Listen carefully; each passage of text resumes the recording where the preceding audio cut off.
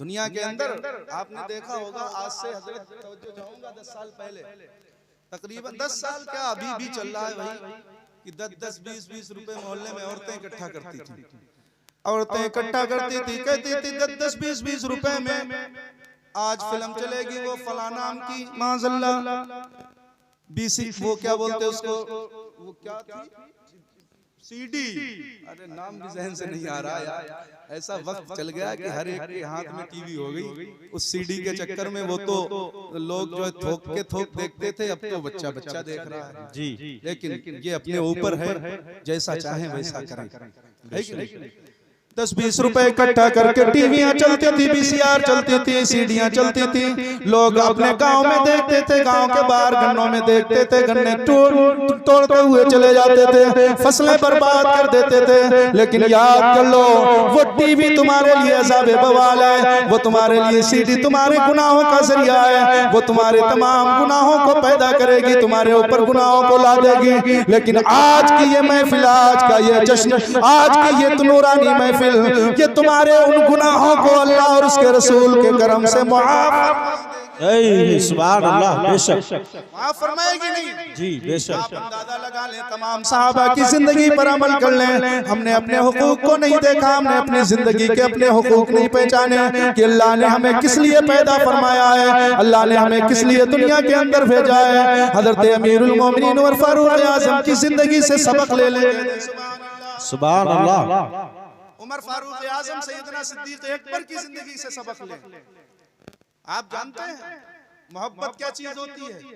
इश्क एक ऐसा इंसान के अंदर जज्बा होता है कि अगर इश्क है तो वो दुनिया के अंदर जिंदा है, इश्क नहीं तो वो मुर्दा है जी, बेशक। कुछ लोग इश्क के नाम से ही फालतू बेकार हो जाते हैं, लेकिन इश्क क्या है, ये वही इश्क है। इश्क के लिए महबूब का सामने होना जरूरी नहीं है, बेशक। इश्क के लिए, मोहब्बत के लिए महबूब का सामने होना जरूरी नहीं है। अगर वाकई में मोहब्बत सच्ची हो तो बिन देखे वैसे बेशक। और मोहब्बत दिल में ना आए, इश्क दिल में ना आए, उल्फत दिल में ना हो तो सामने रहकर भी अबू जहल रहता है जी जी, रहता है कि नहीं। क्या किसी शायर ने क्या खूब कहा है कि अबू जहल बड़ा बदकिस्मत था, मैं खाने में था महरूम रहा। अबू जहल बड़ा बदकिस्मत था, मैं खाने में था महरूम रहा। बिन देखे वैसे करनी ने इश्क नबी का जाम लिया, बिन देखे वैसे करनी ने इश्क नबी का जाम लिया। लोगों को बता दिया, लोगों महबूब ना हो मोहब्बत हो, दुनिया में कामयाब हो। मेरे आका से मिलने भी गए थे, मुलाकात नहीं हो पाई वैसे करने की, लेकिन जितना मेरे आका सल्लल्लाहु अलैहि वसल्लम को वैसे करनी जानते थे, उतना मेरे नबी सल्लल्लाहु अलैहि वसल्लम को सहाबा को भी पीछे कर दिया आपने। इसलिए मेरे नबी के सामने जब जो है मेरे नबी के सामने सहाबा होते तो उनकी नजरें नीची हो जाया करती थी। मेरे नबी का ऐसा चेहरा था, मेरे नबी के ऐसे बाल थे घुंघराले, मेरे नबी के ऐसे होंठ थे, पतली पतली गुले कुदसी की पत्तियां, उन लबों की नज़ाकत पे लाखों सलाम, बेशक। सुभान अल्लाह। सहाबा सामने होते तो सहाबा कहते हम आपके सामने आपका चेहरा आंखें बांध करके नहीं देख सकते। आप अंदाजा लगाएं, हम जिस तरीके से सूरज को नहीं देख सकते आंख भर के, इसी तरीके से सहाबा अपने आका के चेहरे बेशक। सुभान अल्लाह। ये है कि नहीं, सहाबा अपने नबी के चेहरे को बिल्कुल आंख फाड़ के नहीं देख पाते थे। ये मेरे आका का हुस्न जमाल था। कहा था ना जी, मेरे नबी के सहाबी ने कहा था, हुजूर जैसा हुस्न यूसुफ को मिला था वैसा हुस्न आपको मिलना चाहिए था। कहा हुस्न की बात करते हो, कहा हुस्न की बात करते हो, हजरत यूसुफ अलैहिस्सलाम का हुस्न था जो मीठा था, मीठा खाते खाते उगता जाता है, सोचता है कि नमकीन मिल जाए, मीठा हटाओ, चाहे लो जो चाहे केला, चाहे सेब हो, चाहे कोई भी हो, मीठा खाता खाता आदमी उगता जाता है, लेकिन नमकीन से कभी जी नहीं भरता है, नमकीन से कभी जी नहीं भरता है। तो प्यारे आका सल्लल्लाहु अलैहि वसल्लम की मोहब्बत देखिए क्या फरमाते हैं। अरे हजरत यूसुफ अलैहिस्सलाम के हुस्न को देखकर मिस्र की गुश्ते ज़ना ने अपनी उंगलियों को नींबू की जगह काट ली थी। आज मेरे नाम पे लोग कुर्बान करते, अपनी जानें कुर्बान करते चले जा रहे हैं। हुस्न यूसुफ पे कटी मिस्र ने अंगुश्ते ज़ना, सर कटाते हैं तेरे नाम पे मर्दाने। बेशक सुभान अल्लाह, सुभान नारे तकबीर, नारे रिसालत, सुभान अल्लाह, सुभान सर कटाते हैं तेरे नाम पे मर्दाने अरब। या बीबी या रसूलल्लाह, वाकई में आपके नाम पे लोग गर्दनें कटवा लेते हैं, आपके नाम पे लोग तमाम अपनी जानों को कुर्बान कर देते हैं। कैसे सहाबा थे, देखिए सहाबा ऐसे थे कि अपने दिल के अंदर कितनी बड़ी मोहब्बत रखते थे, कितनी बड़ी मोहब्बत रखते थे। आज अगर हमारा आपकी वजह से हमारा सिर्फ 1000 का नुकसान हो, सिर्फ 1000 का, हम पीछे हट जाएंगे नहीं जी। आपकी वजह से हमारा 1000 का नुकसान नहीं बल्कि 100 रुपए का नुकसान हो, पीछे हट जाएंगे। लेकिन वारे सहाबा तुम्हारी जिंदगी पर कुर्बान, तुमने अपने गुलामों को भी आका के गुलाम बना दिए, तुमने अपनी दौलत को भी आका को सौंप दी, तुमने अपने तमाम जायदाद को आका की जायदाद करार दे दी, तुमने अपने आप को भी अपने आका का बता दिया और फरमा दिया, दुनिया वालों को बता दिया कि जब तक बिके न थे तो कोई पूछता न था। या हबीबी या रसूलल्लाह, तुमने हमें खरीद के अनमोल कर दिया। बेशक सुभान अल्लाह, सहाबा ने अपनी जिंदगी में सब कुछ कुर्बान कर दिया। बताइए कुर्बान किया नहीं? जी बेशक। या रसूल अल्लाह, या रसूल अल्लाह, मेरे आका सल्लल्लाहु अलैहि वसल्लम के सहाबी हज़रत अमीरुल मोमिनीन उमर फारूक आज़म रज़ियल्लाहु तआला अन्हु, आप अंदाजा लगाएं, एक औरत आई, एक बुढ़िया आई, कहने लगी हुजूर मेरे घर में कीड़े मकोड़े नहीं आ रहे हैं। क्या नहीं आ रहे? कीड़े मकोड़े, कीड़े मकोड़े नहीं आ रहे हैं। हज़रत अमीरुल मोमिनीन बैठे हुए हैं, मसनद खिलाफत पे तमाम लोग मौजूद हैं। अब वो औरत शिकायत करती हुजूर कीड़े मकोड़े नहीं आ रहे हैं। अब सारे लोग परेशान, किसके घर में कीड़े मकोड़े कहां से लाए जाएं? अब तो पहाड़ की गारों में ढूंढना पड़ेगा, अब तो चींटियां ढूंढनी पड़ेंगी, अब तो बड़े बड़े चींटे ढूंढने पड़ेंगे, अब तो सांप बिच्छू भी ढूंढने पड़ेंगे, कीड़े मकोड़े इसके घर के अंदर दाखिल करने के लिए। लेकिन याद कर लो, अमीरुल मोमिनीन और फारूक आज़म रज़ियल्लाहु ताला अन्हु, आप क्या करते हैं? आप वहां से उठते हैं और बैतुल माल जाते हैं, बैतुल माल से घी का डिब्बा लेते हैं, आटे की बोरी लेते हैं, चावल की बोरी जो उस वक्त मुहैया हो वो लेकर के उस बूढ़ी के घर चले जाते हैं। कहते हैं कि ये बूढ़ी ले, तेरी जो शिकायत थी वो पूरी हो गई है। सुभान अल्लाह, तेरी जो शिकायत थी वो पूरी हो चुकी, पूरी हो गई है। अब आप अंदाजा लगाएं वो पूरी कैसे हुई। आप वापस आके बैठ गए उसी मजलिस में। लोगों ने पूछा का हुजूर वो तो औरत कह रही थी कि मेरे घर में कीड़े मकोड़े नहीं आते हैं, मेरे घर में तमाम जानवर नहीं आते हैं। आपने घी का डिब्बा उठाया और आटे की बोरी ली और तमाम सामान लिया, उसके घर पे पहुंचा दिया। अमीरुल मोमिनीन उमर फारूक आज़म कहते हैं कि लोगों सुनो सुनो, तुम समझ नहीं पाते हो। अरे जिसके घर में दाना ना हो, जिसके घर में खाने के लिए दाना ना हो, खाना ना हो, उस घर में कीड़े मकोड़ों का उस घर में कीड़े मकोड़ों का क्या काम होता है? अरे उसमें तो कीड़े मकोड़े, जिस घर में पानी नहीं होता है उस घर में मेहमान भी नहीं आता है, उस घर के अंदर तमाम लोग भी नहीं आते हैं। ऐ लोगों सुनो सुनो, जहाँ अनाज ना हो वहाँ चूहे भी नहीं आते। सुभान अल्लाह, समझ रहे हैं? असल मकसद ये था। लेकिन प्यारे आका सल्लल्लाहु अलैहि वसल्लम की मोहब्बत दिल के अंदर रखो, ऐसी मोहब्बत अल्लाह की सरताब कदम शान है ये। इंसान इंसान नहीं, इंसान वो इंसान है ये। कुरान तो ईमान बताता है इन्हें, ईमान जो कहता है मेरी जान जान है ये, बेशक सुभान अल्लाह। सारी चीजें, लेकिन अफसोस है आज थोड़ा सा वक्त हमें देने में, कुर्बानी देने में बड़ी मशक्कत हो रही। यार कैसे हजरत इमाम हुसैन ने बेटों को दिया होगा, सारी जानों को कुर्बान कर दिया इमाम हुसैन ने, सारे बच्चों को अपने कुर्बान कर दिया और बता दिया लोगों को, जान जाती है चली जाए, माल जाता है चला जाए, दौलत जाती है चली जाए, दौलत लुटती है लुट जाए, दुनिया के अंदर तमाम शोहरत जाती है चली जाए, दुनिया की जायदाद जाती, गाड़ी बंगला जाता चला जाए, लेकिन आका की मोहब्बत न जाने पाए, आका की शान आन बान न जाने पाए। दुनिया के अंदर हजरत इमाम हुसैन ने ये दर्स दे दिया, लोगों सुनो, दुनिया के लोग कहते हैं गाड़ी चली गई, बंगला चला गया, दौलत चली गई, लुट गए, लेकिन याद कर लो हमारा तो सब कुछ चला गया, लेकिन लोगों के दिलों में आबाद हो। सुभान अल्लाह, सुभान अल्लाह। हमारा तो सब कुछ चला गया, सब कुछ चला गया, तब भी हम आज भी अरे बच्चा हुसैन, सुभान अल्लाह, हुसैन भी कह दे या हुसैन, या हुसैन के ही पोते पर पोतों और नवासों में से उनकी महफिल है, कह दे सुभान अल्लाह। गलत नहीं कह रहा हूँ। दुनिया के अंदर तमाम लोग हमें और आपको बड़े पीर दस्तगीर गौसे आजम से, आला हजरत से, मुफ्ती आजम ताजुश शरिया से लोग इनहराफ करने में लगे, दूर करने में, लेकिन दूर कभी ना होना ये औलिया किराम तुम्हारे लिए जरिए निजात बनेंगे, कह दें सुभान अल्लाह, सुभान अल्लाह। बनेंगे नहीं बनेंगे।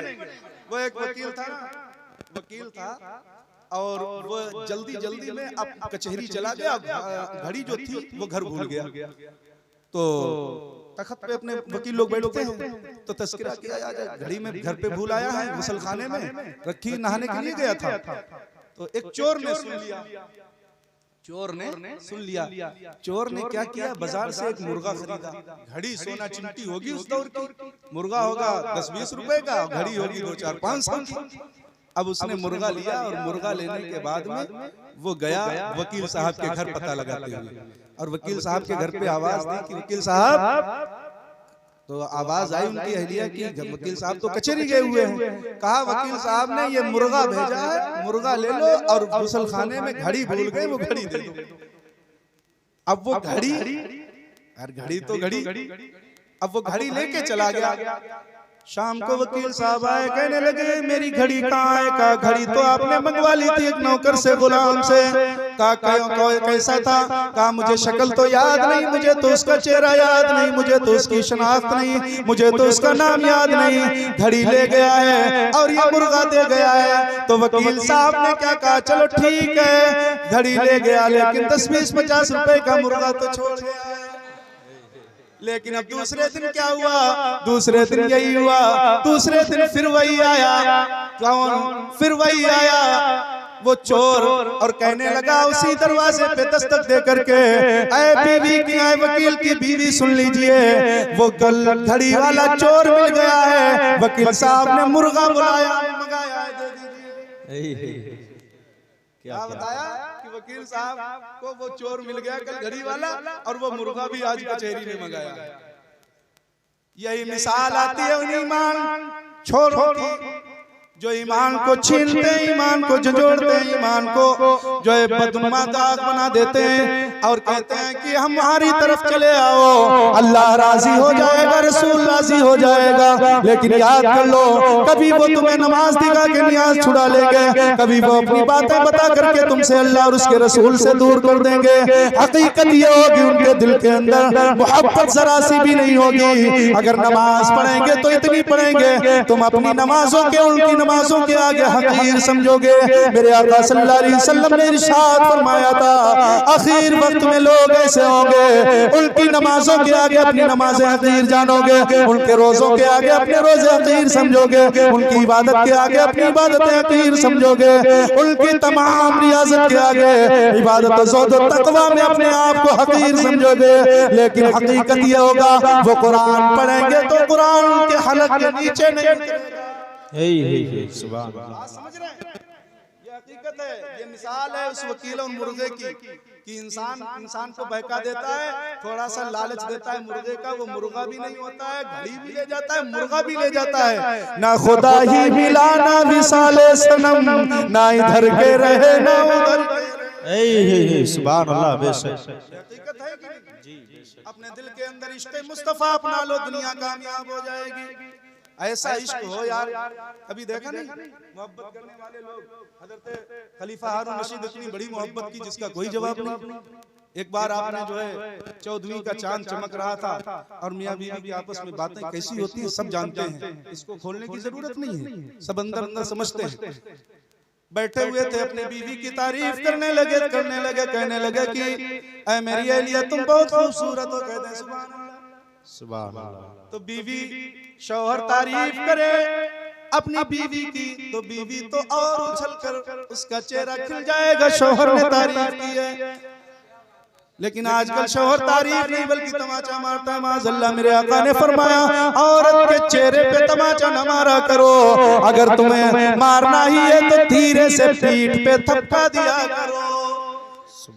खलीफा हारून रशीद अपनी बीवी की तारीफ करते चले जा रहे हैं, करते चले जा रहे हैं। कहते हैं क्या तुम चांद से भी ज्यादा खूबसूरत हो? खलीफा हारून रशीद की बीवी जुबैदा कहती है, मलिका जुबैदा कहती है हाँ मैं चांद से भी ज्यादा खूबसूरत हूँ। अब खलीफा हारून रशीद कहते हैं ये तुमने गलत कह दिया है, ऐसा नहीं कहना चाहिए था, अब इसको कुरान से साबित करो कि खलीफा हारून रशीद की बीवी चांद से भी ज्यादा खूबसूरत है। अगर तुमने साबित नहीं किया तो कल सूरज डूबने के बाद तुम्हें तलाक हो जाएगी। अल्लाह अकबर। मोहब्बत की बात आपस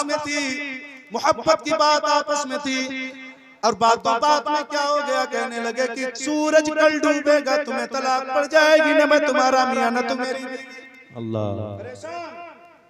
सारे आलिम इकट्ठा किए गए, सुबह रात की बात थी, बादशाह को नींद नहीं आई, मलिका जुबैदा को नींद नहीं आई। इनका निकाह कैसे हुआ था जानते हैं? हजरत खलीफा हारून रशीद ने जब मलिका जुबैदा को देखा था तो कहा था कि मैं तुमसे निकाह करना चाहता हूँ। तो कहा निकाह करना चाहते हो, मेरा हक़ महर दे पाओगे? हक़ महर बहुत पाकीज़ा चीज होती है, और मेरे हिसाब से महर जितना लड़का हो सके ज्यादा से ज्यादा बनवाए और ज्यादा से ज्यादा दे। हज़रत अली की बारगाह में एक शख्स आया, कहने लगा हुजूर, कहते हैं सुभान अल्लाह, बड़ी अच्छी बात है। मैं थोड़ा सा आपकी ज़िम्मन तवज्जो अपनी तरफ लाना चाहता हूँ।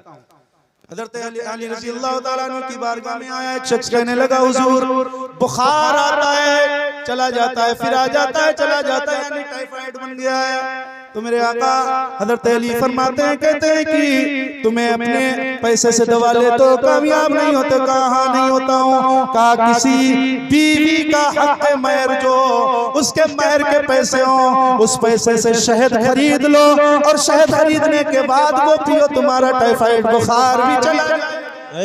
सुभान अल्लाह।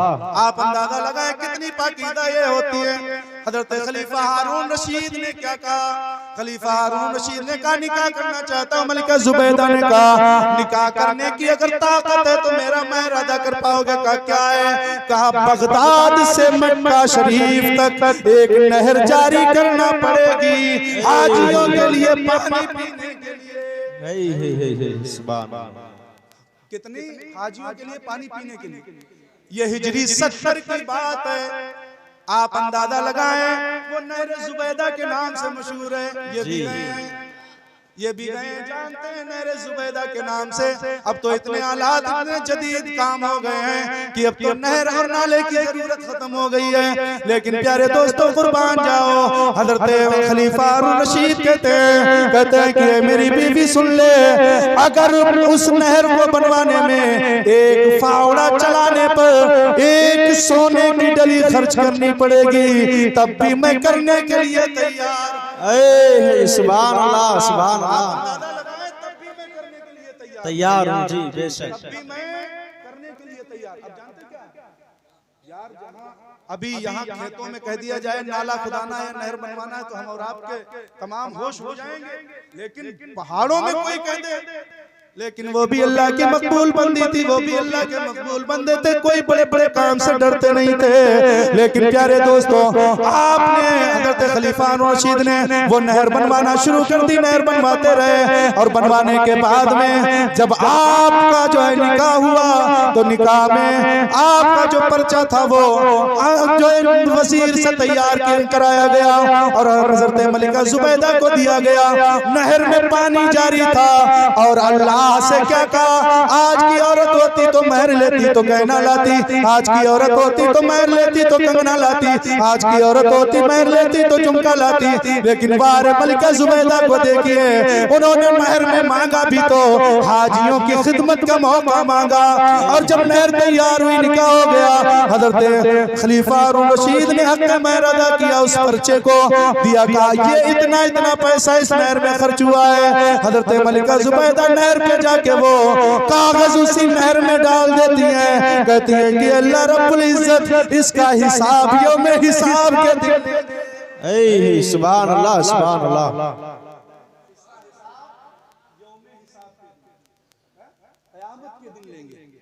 यार कैसी बीवियां थी, आप अंदाजा लगाएं। हाँ, वो बात पूरी कर देता हूं, मैं अपनी मंजिल की तरफ जल्दी आता हूं।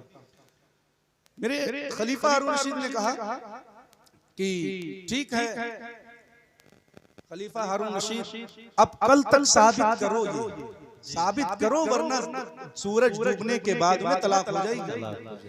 अब सुबह सारे आलिम इकट्ठा हुए, अब देख रहे हैं कि मलिका जुबैदा का खलीफा हारून रशीद की बीवी का जिक्र मिल जाए, कहीं कुरान में मिल जाए, किसी हदीस में मिल जाए, या कहीं किसी किताब में मिल जाए, लेकिन सारे आलिम परेशान हैं, सारे आलिम परेशान हैं, जवाब न बन सका, बादशाह परेशान है। जो जवाल आफ्ताब आ गया, सूरज ढलने लगा धीरे धीरे, लेकिन मलिका जुबैदा की एक कनीज आई, एक गुलाम आई, कहने लगी कि ऐ मेरी मलिका सुनो, आप सुनो, ये मुर्शिद किस काम आते हैं। आज मुर्शिद आज़म पीराने पीर की महफिल है, कहते हैं सुभान अल्लाह, सुभान अल्लाह। आप निराले शान निराली गौसे आज़म जीला, सुभान अल्लाह, सुभान। आप अल्लाह के ऐसे वली हैं जिनका नाम लेने से घर में बरकतें आती हैं, जिनके नाम से दरवाजे से तमाम बलाएं भागती हुई नजर आती हैं। तमाम कहने लगी वो मलिका जुबैदा, जाओ अपने मुर्शिद के पास, बहलूल दाना कहते हैं सुभान अल्लाह, सुभान अल्लाह। अरे बहलूल दाना कौन है? वही जो दुनिया के अंदर मिट्टी के गिरौंदे बनाते थे, मिट्टी के गिरौंदे बनाते थे और कहते थे ये जन्नत है। मलिका जुबैदा ने 10 रुपए में जन्नत खरीदी थी, लेकिन खलीफा हारून रशीद ने जब रात में ख्वाब देखा कि मेरी बीवी का जन्नत में मकान है, तो बीवी से पूछा, मैंने तेरा जन्नत में मकान देखा, तेरा नाम लिखा था, कहा मैंने बहलूल दाना से खरीदा है। कहा बहलूल दाना आप बेचते हैं कि नहीं? अब आप निकले कब्रिस्तान की तरफ निकले, जंगल की आबादी की तरफ निकले। बहलूल दाना वही गिरौंदा मिट्टी का बनाते हैं, बिगाड़ देते हैं। बादशाह कहता है क्या ये बेचते हो? कहा का कितनी कीमत में? कहा तुम्हारी सारी सल्तनत इस जन्नत के सुभान अल्लाह। हारून रशीद ने कहा यार एक दिन में इतनी कीमत बढ़ गई, पहले 10 रुपए थी हमारी बीवी ने तो 10 रुपए में खरीदा, 10 दिनार दिरहम में जो भी हो, 10 अशरफियों में, आप बता रहे हैं पूरी सल्तनत। कहा देखो मलिका जुबैदा ने यकीन के ऊपर लिया था, अल्लाह की जात पर यकीन रख के मुझसे सौदा किया था, लेकिन तुम सौदा कर रहे तो जन्नत को देख कर कर रहे हो। सुभान अल्लाह। अगर तुमने देखा ना होता तो हो सकता 5 ग्राम नहीं दे देता, लेकिन अब प्यारे दोस्तों आप अंदाजा लगा ले, खलीफा हारून रशीद की बीवी मलिका जुबैदा जाती हैं और कहती हैं बहलूल दाना से, हुजूर ये बात हो गई है, मैं बड़ी परेशान हूँ, सूरज ढल जाएगा और सूरज ढलने के बाद में मुझे तलाक हो जाएगी। इतनी मेहनत और मशक्कत से बाद अल्लाह रब्बुल इज्जत ने हम दोनों को मिलाया था, लेकिन क्या करूँ?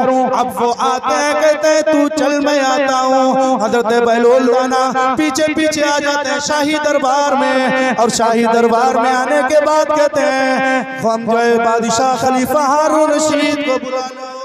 सुभान अल्लाह, सुभान अल्लाह। कहा खलीफा हारून रशीद को बुलाओ, तो वो उनके मुर्शिद थे खलीफा हारून रशीद के। बहलुल दाना जब आए तो कहने लगे कि हजरत आपको बुला रहे हैं। कहा यार सारा वक्त बर्बाद हो गया सब, अब हजरत क्या करेंगे आकर के, यही होता है ना हम और आप में।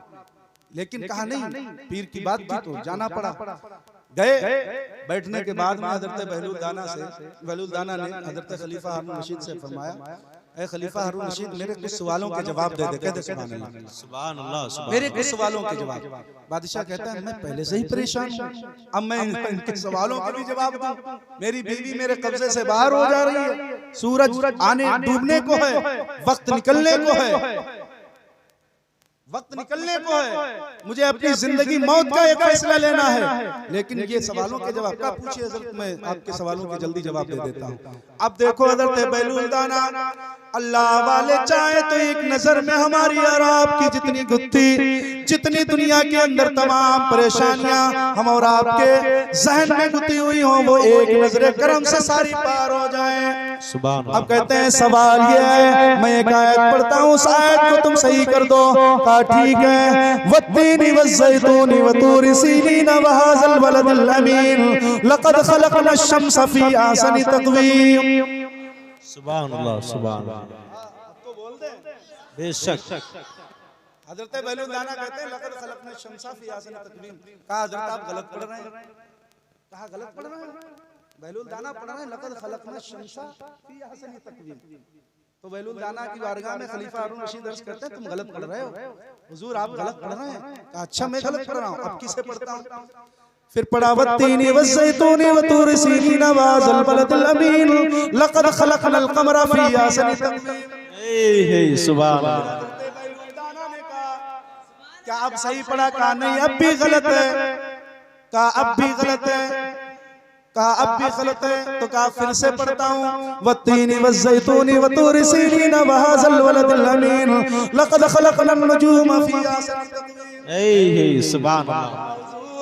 कहा हजरत अब भी आप गलत पढ़ रहे हैं। तो कहा ऐ खलीफा हारून रशीद सही तो ही पढ़ते क्या है? अब खलीफा हारून रशीद शुरू करते हैं, कहते हैं वत्तीनी वज़्ज़ैतूनी वतूरि सीनीन वहाज़ल बलदिल अमीन लक़द ख़लक़नल इंसाना फ़ी अहसनि तक़वीम। सुभान अल्लाह।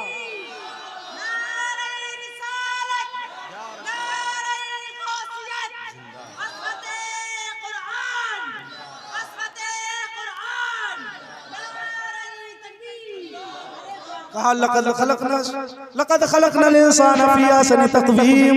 कहा देख इसी में तो तेरे सवाल का जवाब है। कहते सुभान अल्लाह, सुभान। कुरान एक ऐसी हिदायत की किताब है, कुरान मजीद एक ऐसा हम और आपके लिए गाइड है। कुरान मजीद ऐसी किताब है दुनिया के अंदर, अगर हम डूब रहे हो तो सहारा दे दे, अगर हम दुनिया के अंदर परेशान हो रहे हो तो सहारा दे दे, हम दुनिया के अंदर मर रहे हो तो हमें जीने का सहारा दे दे। कुरान मजीद अगर पढ़ लें तो घरों में बरकतों का ज़रिया। सुभान अल्लाह। मैंने कहा लक़द ख़लक़नल क़मरा फ़ी अहसनि तक़वीम, यानी अल्लाह रब्बुल इज़्ज़त ने चांद को खूबसूरत नहीं बनाया है, सूरज को भी खूबसूरत नहीं बनाया है, यहाँ तक कि सितारों को भी खूबसूरत नहीं बनाया है। कुरान में अल्लाह ने अगर फरमाया है खूबसूरत बनाया है, लक़द ख़लक़नल इंसाना फ़ी अहसनि तक़वीम, मैंने इंसान को बड़ी अच्छी हसीन उसको सूरत दी है, बड़ा ही खूबसूरत।